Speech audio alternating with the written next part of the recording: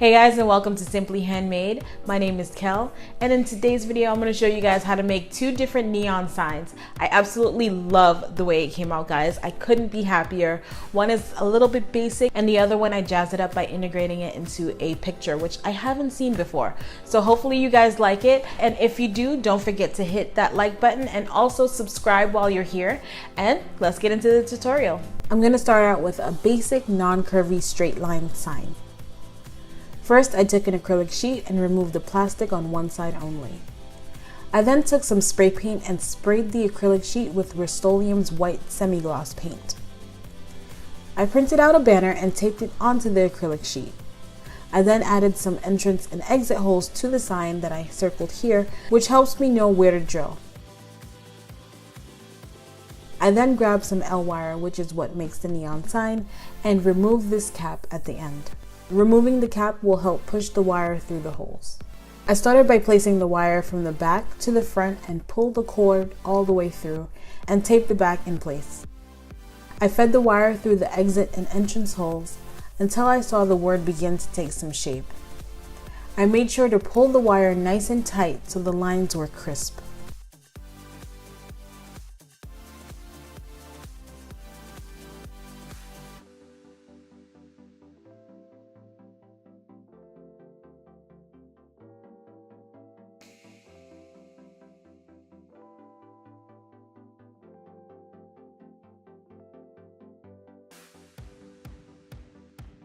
Once I had my word, I flipped the acrylic sheet over and glued down some wooden dowels I cut to size. I made sure the wood was slightly taller than the battery pack. I glued the wood down with some Loctite super glue and taped the excess L wire to the edges since I wanted it to illuminate through the sides. By doing it this way, it peeked through the acrylic, so I used some dark tape to cover the parts where the neon peeked through. I also added a frame hook to the top of the dowel and hung it up. For the next sign, I decided to integrate the neon into a painting. Again, I painted the back of the acrylic sheet white. Mine didn't 100% dry, so I placed it onto a felt sheet so it didn't scratch the wood. I'm painting a lemon, so I grabbed a large bowl and traced it with a light colored pencil. I then divided the inside into 4 parts on top and bottom, creating 8 wedges. I was really careful with this part since the color pencil really doesn't come off as easily as I'd hoped. This painting technique that I'm doing right here will go for all of the citrus fruit that I'm painting. For the lemon, it's yellow mixed with a bit of white. Paint the edges and the wedges on the inside and the dot in the center.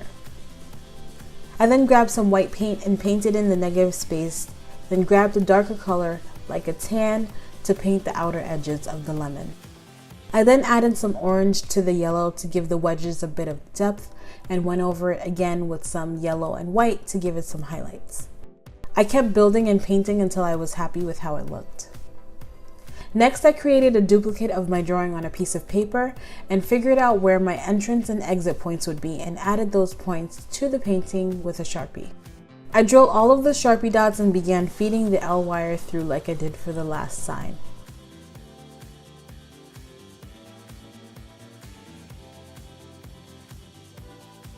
This time I took some Loctite super glue to secure the L wire in place since there are some curved lines in this drawing. I held it down for a few seconds, then took strips of painter's tape to hold the L wire in place as it dried. I continued going through the entrance and exit points until I was happy with the design. I wasn't confident that I had enough L wire to outline the entire lemon, so I opted to just do half. Once everything was dried, I removed the tape, glued the wood dowels to the back, and hung it up just like I did the last sign. I hope you guys enjoyed this tutorial. If you did, please don't forget to subscribe, click that like button, and share this video if you found it helpful. Thank you guys so much for watching, and I'll see you in the next video. Bye!